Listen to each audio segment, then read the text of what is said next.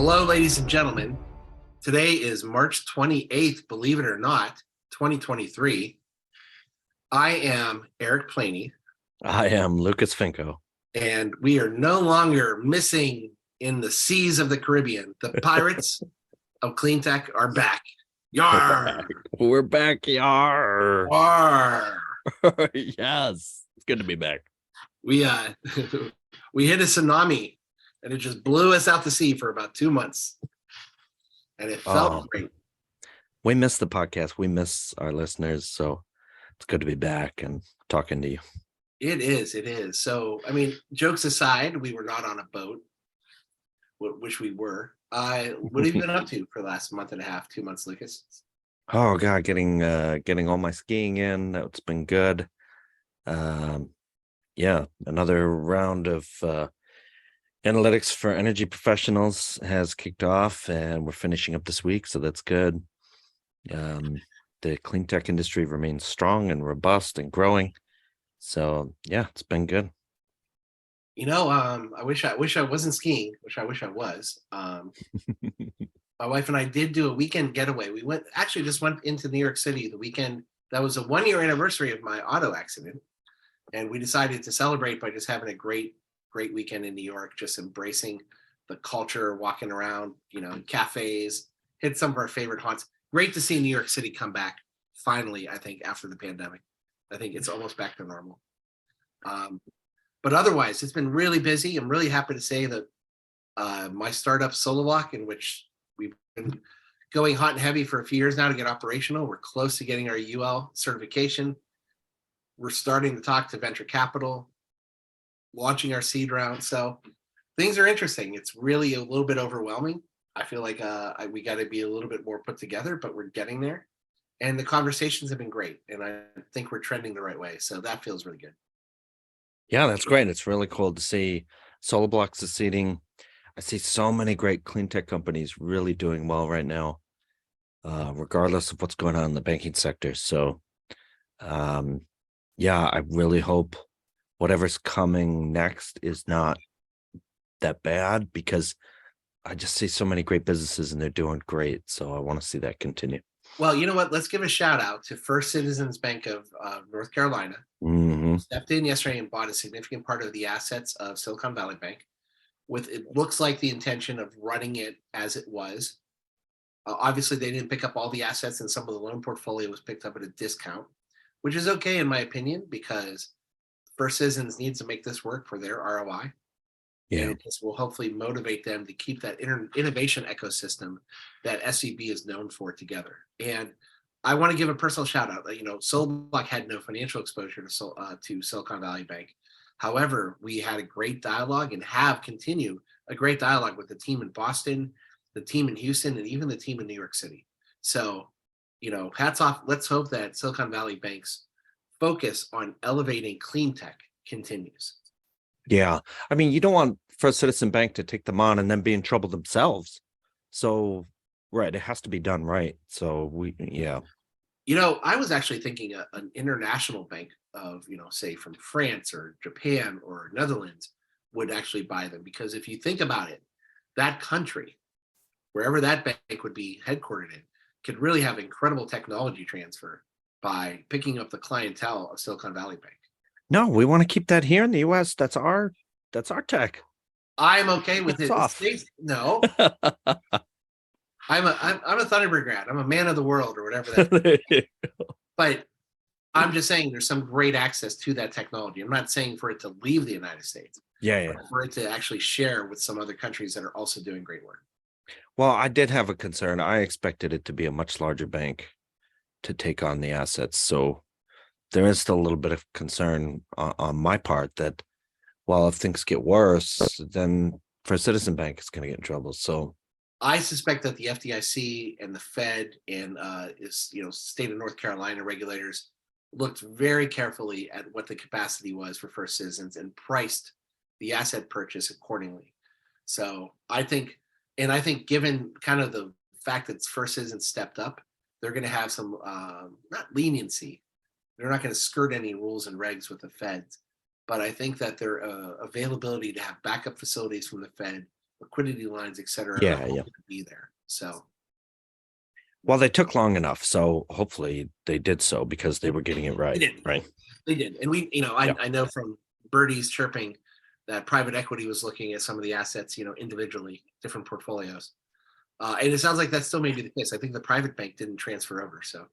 So this is not officially our season 6 kickoff. Like last time when we were a little bit rusty, we decided let's do a preview episode. Let's have a little bit of fun. Let's get back in the game. And then we're going to start next week with I don't know if we have a guest lined up for next week or not, but I think we're trending. Yeah, we're trying to get some good guests. Well, I have some good ideas. So it'll be interesting. I guarantee you it'll be interesting. So stay tuned. I mean, last season we kicked off with our first guest being Jigger Shaw, so topping that's not going to be easy. But we've got some ideas. Yeah, probably won't be that big, but you never know. My wife is telling me to go get King Charles because he was an environmentalist before it was a cool thing. There you go. I mean, he's got press offers. So. I'm gonna wait till coronation week. You won't have much to do. He's not actually king yet, so we don't care. All right. Well, before we kick off, I got to say I'm actually in the Courtyard Marriott in Lenox, Massachusetts, my home away from home, as we're opening our manufacturing facility in the Berkshires in Pittsfield. Hopefully later on this spring. Got a lot to do there. But I'm drinking a Berkshire Brewing Company, keeping it in the family, Czech style Pilsner. It is excellent. Excellent. Ooh, that does look good. This reminds me of Shawshank Redemption when they talk about Bohemian style lager on the rooftop. And I'm drinking homebrew. And sadly, the toughest part of homebrew is quality control. And it did not carbonate because my bottle cap wasn't on properly. So that's what you've been doing the last month and a half. That's part of the cost of having fresh moonshine. So well, we only really have one legitimate article each, and then maybe a side article or something. So you tell me, Lucas, how you want to do it. Well, you always go first. You go first. All right. Okay. Well, So this is not a news publication, but it's just something I wanted to highlight because I spent a lot of time over the last week reading up on this. This is from cleanenergycanada.org, which I think is pretty self-explanatory. Great headline. A net zero Canada will see 700,000 more energy jobs than exist today as clean energy jobs outpace fossil fuel declines report. So this is a release from Clean Energy Canada, their own report dated March 22nd, obviously in conjunction with President Biden's visit to Canada, to Ottawa, which, by the way, I really, really recommend when you're on the treadmill, after you listen to this podcast, listen to President Biden's full speech, 33 minutes long, to the Parliament in Canada, how it really signified the strength of the relationship between Canada and the United States, a relationship that most Americans take for granted. This article dovetails right into his speech, where we talked about how the clean energy future is going to be done together, and how that, significant legislation passed in the U.S. with the Inflation Reduction Act and the CHIPS Act on top of that, and the infrastructure bill is going to truly benefit the Canadian economy as much as the U.S. economy, and vice versa. If you look at what's happening in the United States, especially in electric vehicle growth, 1.3 million Canadians are set to be employed in EV-related jobs, 60 times more than what they have in 2025. It's already happening. I believe Ford announced an EV factory in Ontario. People don't realize this. When a component goes into an automobile made either in Canada or the US, it goes over the Canadian-US border 3 times before it actually hits final assembly in that vehicle. That's how significantly interconnected the auto supply chain is. Now we're going to start seeing it with chips. We're going to start seeing it. So many things that are going to be so crucial for clean energy jobs. A lot of people, when they think Canada and energy, they think oil sands, they think Western Canada, they think oil and gas. A lot of those jobs are essential. They're not going to go away immediately. I think oil sands are kind of pushing away, but some of the natural gas extraction is still taking place. But on a net basis, we're going to talk about more jobs in the clean energy sector because the supply chain is reshoring back to North America. It's significant. It's a great article. Really happy to kind of have our preview for season 6. Let's talk about something so positive economically, enveloping all clean technology. You know what? Yeah, I love this story too. And a lot of this trends exactly with my serious article. So why don't we skip to my serious article and then we'll do the fun articles after that. Does that sound If you good? insist. I think it's a great idea. Yeah. Okay. So I don't know if this is a new report or not, but there's some information on the IMF's website about climate change and how we can address it. And they have a whole page on fossil fuel subsidies. So somebody on Twitter pointed this out to me, and I thought it was amazing. So long story short, the bottom line up front, if we were to simply eliminate fossil fuel subsidies in all countries that were party to the climate accords, for instance, Paris Climate Accord, that in itself would be enough to keep us in the 1.5C kind of regime for global warming, as shown here in the blue line, if you're watching on YouTube. Wait, say that again. That really bears repeating. Yeah, isn't that crazy? So if we just eliminate fossil fuel subsidies, mainly tax code, depreciation, depletion, things of this nature, government subsidies for fossil fuels, that would result in a reduction of fossil fuel use that would keep us in line with the 1.5C projection as shown in this blue line here. Isn't that crazy? It's incredible. I never like the way that just happened to falls into place. Yeah, right? Look at that. Of that subsidy elimination resulting in the goal that we need to save the planet. Yep. Isn't that crazy? So, okay, US Congress, are you listening, US Congress? So that seems really simple and straightforward, right? But they talk about many countries have had difficulty in reforming subsidies. Okay, so one of the reasons why is if you remove the subsidies, what happens? The price of fossil fuels go up. And if you don't have substitutes ready, like EVs that are cost effective, then it just ends up being a giant increase in cost for consumers. And, people do not get happy about that. So they have some plans here. Make sure your price increases are phased in. I would say make sure you have substitutions, you have enough EV production capacity, which you just talked about, Eric. And make sure you have enough EV jobs coming that can offset the loss in oil and natural gas jobs that are going to come with it. Protect the poor. I tend to think if we get some of these near-term innovations in EVs, it'll actually be cheaper to own an EV. So raising the price on gasoline will just drive people into cheaper EVs anyhow, for short-term driving, which is what, presumably most low-income people use their car for. So I just thought this was amazing. We'll have the link below so you can read the details. That, for me, this is one of the most exciting ways to kick off our new season. Yep. I mean, 2 articles are serious articles for a kickoff, really, really kind of hitting it home.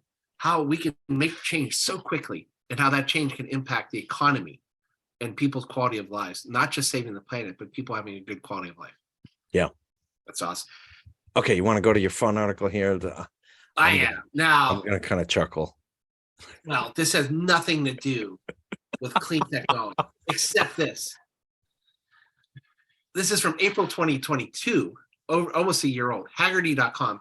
Many of you in the car, gearhead, petrol head sector know Haggerty is an insurance company that does a lot of classic cars, etc. Mm-hmm. Lucas and I are gearheads. We love electric vehicles. We love hybrids, almost more so. But we also love our classic cars. This article inspired me, and I'll just get right to it. This is written by a gentleman named Richard Vaughn. Richard Vaughn, go on LinkedIn, check him out. He talks about it here, is one of the lead designers at electric truck maker Rivian, which, by the way, I was behind a Rivian on I-90 yesterday coming up here, pickup truck. It is a gorgeous design. It's gorgeous because it's not too futuristic and not too retro. It just has a really clean look about it. It felt like I was looking at a really good modern pickup truck. Loved it. Richard Vaughn is a car guy. Even though he's designing for electric, he appreciates good cars. Talks about two particular vehicles from the late 80s that were the best of American and German designs. They happen to be cars that he owns, he drives. These are cars that would cost you under $10,000 if you're a collector. What's really special for me is that he and I are kindred spirits because we both have 1989 Pontiac 6000 STE all-wheel drives. Only, according to him, only 1,300 were made. I thought it was 1,800, somewhere in the middle. Only 1,800 all-wheel drives were ever made. It was GM's first all-wheel drive automobile. No. It was exactly where it does have a connection is that many of you know for years, I have had this car sitting in my driveway, along with an engine. In my garage is a Chevy Spark Electric salvage title that one day the components of the Spark are going to come out and go into the STE. When I saw this article, I was so inspired that the head of design for Rivian has a really perfect example of this car. I mean, this is really clean. I bought mine. Mine was nowhere near in this good condition. So I don't have as much guilt. I would never take apart this car in the shape that it's in. My car is a little bit different. I wrote to Richard on LinkedIn. He was so supportive of me doing this EV conversion project that it really inspired me. And so hopefully within a couple of weeks, it will be announced that we're endeavoring to take care of this. We're talking to two people potentially to be our EV converters. I've got a great consultant, Bob. Give him a shout out for just doing a lot of work with me.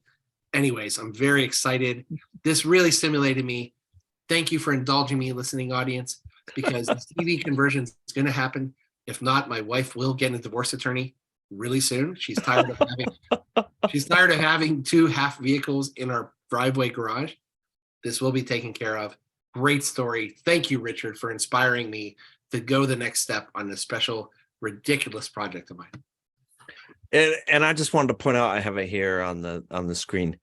That car was known for this steering wheel, right, with all the buttons on it. It was called like a Game Boy steering wheel, or what was it called?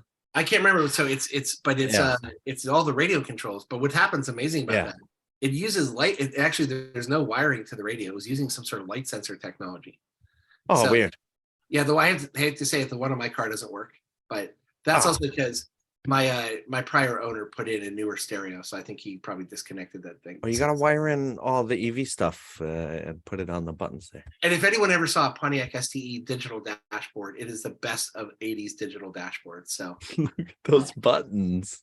Yeah, I think he counted in the article. There's 72 buttons on the dashboard. Yeah, and they called them Pez Pill. Did they call them Pez Pill buttons or Tic Tac buttons? Now, I can't stand the interior of this car. As Bob Lutz, famous car guru, said, he called this GM rat fur gray, and it really is. So hopefully if I have leftover budget money, we'll redo the interior. So, all right, I don't want to take more time. Cool features. I don't know. But it's just such a cool car, isn't it? This and the Tornado, right, was like super futuristic, way ahead of its time. The Tornado, definitely. And my girlfriend's mother had one in college. My college girlfriend's mother, I should say. Yeah, we used to drool over those. I actually like the earlier STEs, which had like the 6 headlights, 3 and 3. Didn't have the flush mounted headlights. It was only front wheel drive, but it's almost impossible to find those. But I still love the all wheel drive. It's a classic. Okay, so I want to go to my car article. I just saw somewhere somebody talking about the new Hyundai Ioniq 6, and it looks amazing. So I thought I'd bring it up. If you haven't seen it, go check it out. We have some images here. Just looks beautiful. I definitely want to go test drive one. And even from the back, like Hyundai has had some issues. I own a Hyundai Sonata, so I know it doesn't look the best from the back, but this looks great. So I'm really glad to see that. If anyone is a car buff, this reminds me, especially with that airflow design, of the original Tatras, the Tatra T87, T97, which was really the car that Volkswagen stole the look of the Beetle from. So this really has a Tatra influence, just beautiful, gorgeous design. I want to take a look at it. My wife and I laugh because I filled out an e-form. The dealership calls me and says, "Hey, were you calling because waiting to see if we have a Hyundai Ioniq 6 in?" And I said, "Yes." And I go, "Do you have one in?" And he said, "Let me check." Well, that's Did you dealers. check before you called me? That's dealers. Come on. I know. Anyways, it's a gorgeous car. So Red. yeah, look at that. That red is the color of my STE. I mean, how many silvers do they need? That's not green, is it? Doesn't look very green. No, I agree with that. Like Gold matte. we're not a fan of gray and silver. I don't think it comes through on the internet very well. Looks awesome.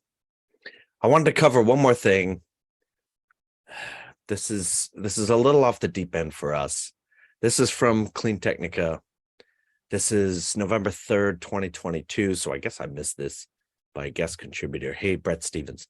So if you don't know, Brett Stevens is a longtime climate change denier and right-wing writer. And I guess he works at the New York Times. So that's also kind of odd. And so the whole point of this article is don't be that guy.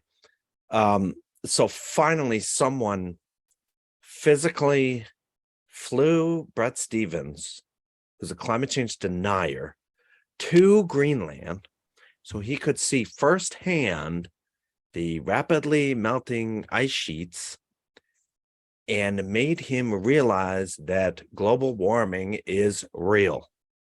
And now he is converted from a climate change denier. In the past, he called it a mass hysteria phenomenon.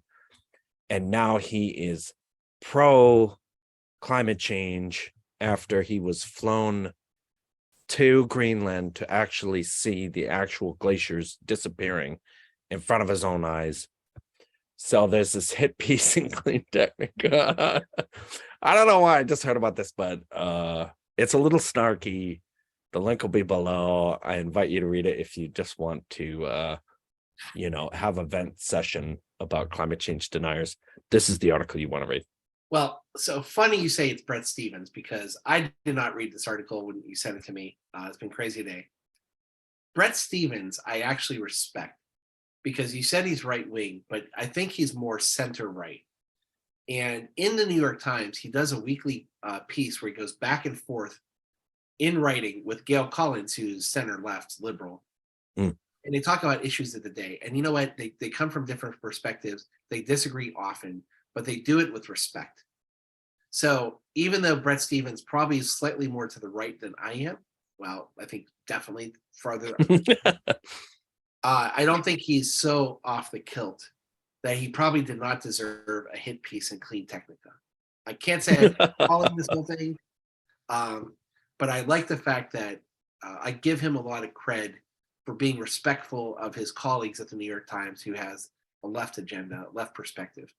So I'm going to say boo on writing this if it's that much a hit piece. Though I do agree with people who are all of a sudden now newly found, no longer climate deniers, but are now embracers that climate change is for real. I don't like people who go from one extreme to the other. This is science driven. We should all take the science we learned in high school, in grade school, apply it to what is happening in this planet, and we just ease into the fact that climate change is for real and we have the power and the tools to stop it. Yep, I agree. Yeah, I guess he may have been at other news organizations besides the Times in the past. I don't know all the details. So this was from Mike Casey at TigerCom. Okay, so TigerCom, is that like Tiger Beat, the old I don't know what is magazine when we were kids? Let's go check it out. I don't know. I think I'll pass on that. Oh, it's a PR company. Oh, so it's not Tiger Beat. Oh well. Tyson's Corner, Virginia. Less than 50 employees. Oh, they work in clean energy, clean tech, PR. Oh, maybe we should call them. Yeah, help us with our podcast. Find us sponsors. Well, help us with DC. I don't think we need help with DC right now. We've got an incredible team at DOE and the White House who is on our side. Nice. And the IRA. How did the IRA get through? Maybe we'll get this guy and we'll ask him how the IRA got through. You never know. I mean, it's sheer willpower. And the numbers were in President Biden's favor to get it passed. So. Well, they have been for a long time. So why now? Well, what I like about Biden's speech to Canada, he makes a joke, but I think he was serious in his joke. He said inflation. Said the Infrastructure Act was bipartisan. He said the Inflation Reduction Act was not bipartisan, but all of a sudden, even the Republicans who voted against it are now seeing job creation, green job creation in their red districts.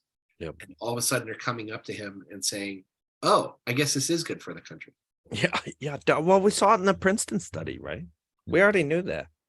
I sent the Princeton study to some high school friends because we were talking how sad it was that Princeton got knocked out of the tournament. I think when it was I said I was pulling for them because they had such a great climate report.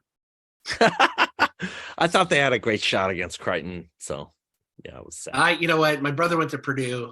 He's still in a little bit of shock over that first round debacle against Fairleigh Dickerson. I got to give a shout out to the Bowling Green women's team who are in the Final Four of the WNIT, playing Columbia University tomorrow to make it into the WNIT championship. Yeah, I think Wisconsin's in the NIT. They're cleaning up, so The men's side? yeah. So they're doing well. I'm looking out for my Lady Falcons. Yeah, I had Purdue in the final, so my bracket got destroyed. This is the first time, right, that no number one seed made the Elite Eight. No, I think there are no number 2 seeds even. No. Well, I think Crazy. number one, but I don't know. The statistic was in the history of the tournament, no number one in the Elite Eight never happened. So, well, look, this was a good kickoff. I feel like we got the rust off. I feel like we had less rust than we did last time we did a kickoff. Yeah, it was so good to see you and so good to talk about these things. We really need to do this more. So I just love being here, and thank you guys for listening. Thank you guys. And Lucas, tell us a little bit more about how they can find us, because I think things are slightly different. Okay, we're on your favorite podcast menu. At least I think we are, because our old distributor got absorbed into Spotify. So presumably we're on your favorite podcast menu. We will be on Apple Podcasts, I guarantee it. Just search for Pirates of Clean Tech and click subscribe or follow or whatever your podcast menu uses, and then click the notifications bell so you get notified when our new episode drops. We're also on YouTube, so you can follow along the articles with us and see our beautiful faces. You click subscribe, and then click the alarm bell, and also like the episodes if you like them. That helps us a lot also, so thank you. Yes, and don't forget, the views and opinions expressed by Lucas and I are solely those of ourselves, not any organizations we are affiliated with. And when we talk about any companies that have public securities, please do your independent research. Talk to a registered investment advisor before making any investment decisions. We are not the people to give you that advice. Correct. And any predictions or forecasts that you hear on the show are purely for entertainment purposes. That's right. We've been drinking on the show, so don't listen to that. I'll tell you what's going to happen with these banks. Didn't happen like this back in the day. They're all bankrupt now, just like 1934. Silicon Valley, just give me a good old SNL crisis. Most of you don't even know what an SNL crisis is, you young clean tech youngins, you. I just saw that Tom Cruise movie where he plays Barry Seal, the guy who did all the Nicaraguan Contra stuff, and that is so good. God. That is so good. What a crazy movie. That is such a, what is it? It's not Air America, it's American Made. American Made. With the suitcases full of cash piled up in the closet. That is really that is a remote drop movie. I'm surprised it's not on TV more. Crazy movie. Crazy. All right. Well, we have to get back to work, don't we? Yes. After our lager drinking. Pilsner. I'm a Pilsner drinker. Well, I am Eric Planey. I am Lucas Finco. And we are back, the Pirates of Clean Tech. Yar. Yar. Humber yar.